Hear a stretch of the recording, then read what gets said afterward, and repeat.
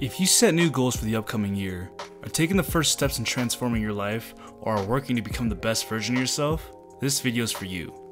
The new year is a time where everyone is feeling highly motivated to accomplish their goals, are getting pumped up because we're moving on to another milestone in life, and are motivated to finally be able to say, new year, new me. Unfortunately, most of these people fail for one very simple reason. Motivation is bullshit. The number one thing that people need in order to reach their goals is self-discipline, not motivation. So what is the difference between self-discipline and motivation? Think about it like this. Motivation is a feeling that you get when you're inspired by something or someone. You get yourself pumped up to build a new habit, attack a new goal, and overall aim for something that brings you closer to where you want to be. Now, there's nothing inherently wrong with feeling motivated. The problem is what I just said. It's a feeling. Feelings are fleeting and are a terrible foundation to climb towards your goals with. Unfortunately for most people, your goals don't care about your feelings. Your goals don't care to validate your feelings. And if your goals are actually that important to you, then they should not be victims of your feelings. If you're actually committed to these goals and you actually do want to accomplish them, then you're going to need some self-discipline, not motivation. Most New Year's resolutions only last a month. Now, why is that? It's because so many people feel motivated to set these goals, but they aren't committed enough to build the discipline needed to accomplish it. You cannot build tomorrow's goals on the foundation of yesterday's discipline. I'm going to say that again. You cannot build tomorrow's goals on the foundation of yesterday's discipline. Inky Johnson said it best. Every next level of our life demands a new version of us. If you feel motivated, that's great. Ride that wave and feeling as long as you can. But while you do, you better be building the self-discipline and accountability, because that day will come. The day that you don't feel motivated. The day that you don't feel like working towards your goals. The day that your mind plays tricks on you and comes up with a million excuses for why you shouldn't study, you shouldn't go to the gym, and you shouldn't do something that will actually help you reach your goal. Now that we understand why self-discipline is king over motivation, let's go ahead and talk about how we can build our self-discipline. Before self-discipline manifests itself in our lives, I think the first thing that we need to establish is going to be our mindset. Now, when I say that we're building self-discipline, what I really mean is we're building sovereignty over our own mind and body. It's about doing things that you need to be doing, even when you don't feel like doing them. Now, this is very different than building habits, where your mind is trained to do things on autopilot.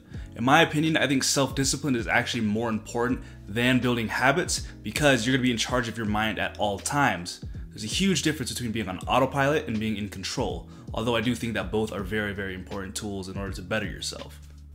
When we go over the steps you need to take to build discipline, I want you to keep this in mind. Your mind is constantly at war with itself. I know everyone watching this video has experienced this.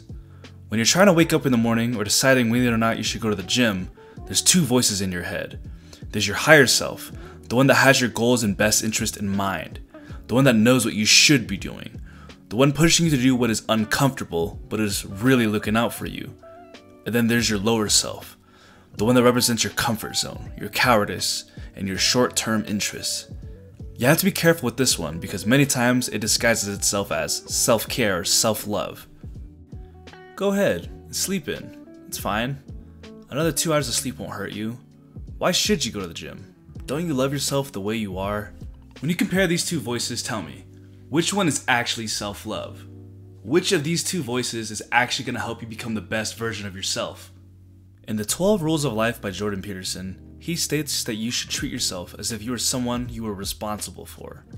If you were charged with helping someone accomplish their goals, which voice would you be? I'm pretty sure you know that the answer would be the first one, the voice of your higher self. So now it's time to train that voice in order to let it become your guiding light and to mute that voice that is your lower self. Now, the first thing that people tend to do wrong when building their self-discipline is starting out way too big. I'm going to become more disciplined by running a mile every morning at 5 a.m., even though I never wake up before 7 and I hate running. However, that's your motivation talking, not your self-discipline. Remember, self-discipline is a muscle that needs to be worked out. You need to be able to do your push-ups before you can move on to bench press and deadlifts, right? It's the same concept for self-discipline. Instead of that insanity that your motivation told you to do, how about you start small? Start with cleaning your room and cleaning your car. Now, I know you might be thinking that I'm crazy, but just hear me out, alright? How could you possibly consider yourself a disciplined person, ready to take on the world, if you don't even have your own home in order? On average, people spend 7 to 9 hours sleeping in their rooms or in their cars commuting. If your car or your room is a mess, you don't think that subconsciously weighs you down? Every time you look at all the clothes piled on a chair and decide not to take care of it, the voice of discipline gets weaker and muffled. And I mean every time. So clean your room, clean your car, organize your closet, make your bed, do it all and keep it all clean at all times. This is ground zero for building your self-discipline. Before we continue the video, I just want to ask you guys to go ahead and hit like and subscribe to my channel if you are interested in more self-development content. I am a growing channel and I have noticed that most of my viewers are actually not subscribed to me. Subscribing helps my channel grow, it helps me reach my goals, and I really do appreciate it. So please do so, and thank you. Back to the video. So you cleaned up your car and you cleaned up your room, now what? Well, the next vital step that you need to do in order to build your self-discipline is creating a morning routine for yourself. Now when I say morning routine, I mean that very first hour that you wake up. I need you to do something that's concrete and repeatable, and you can do it every single day that you wake up. This is an absolutely vital part of building self-discipline because it sets the tone for the rest of the day. It's also when the voice that is holding you back is the loudest. If you're able to conquer your mind in the morning, you're able to carry that momentum into other tasks you do throughout the day. So get up, make your bed, brush your teeth, shower, slather some moisturizer and sunscreen on, whatever it is that you set up for yourself, you need to commit yourself to doing these things every day. By creating a morning routine for yourself, you are setting the rest of your day up for success. I talked about this a little bit earlier, but there's something that I recently started doing that has tremendously improved my mornings and also gave me a better sense of control. I decided to start every morning by plunging myself into cold water. Now I know what a lot of you are thinking. That sounds miserable. Not a chance, absolutely no way. However, those thoughts are exactly the reason why you should be doing this every morning. Now look, since I started every morning with cold water, there hasn't been a single day where I actually looked forward to doing it. But you know what? I did it anyways.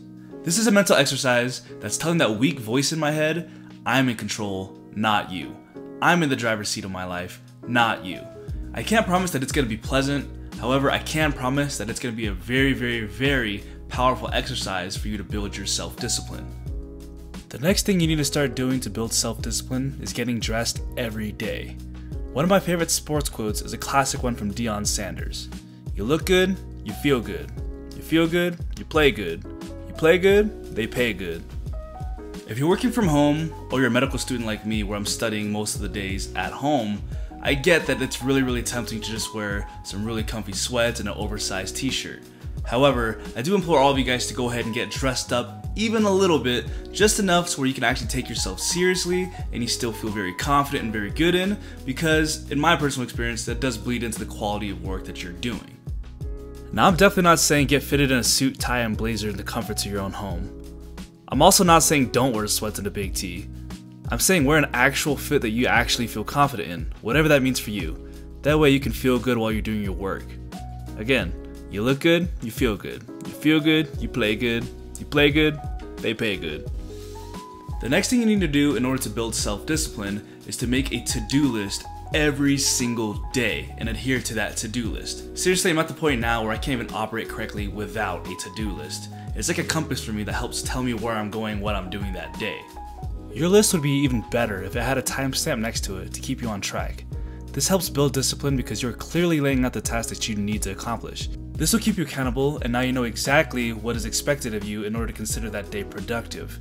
I look at my Notion to-do list multiple times every single day, and in my head, it is my mission to complete every single task.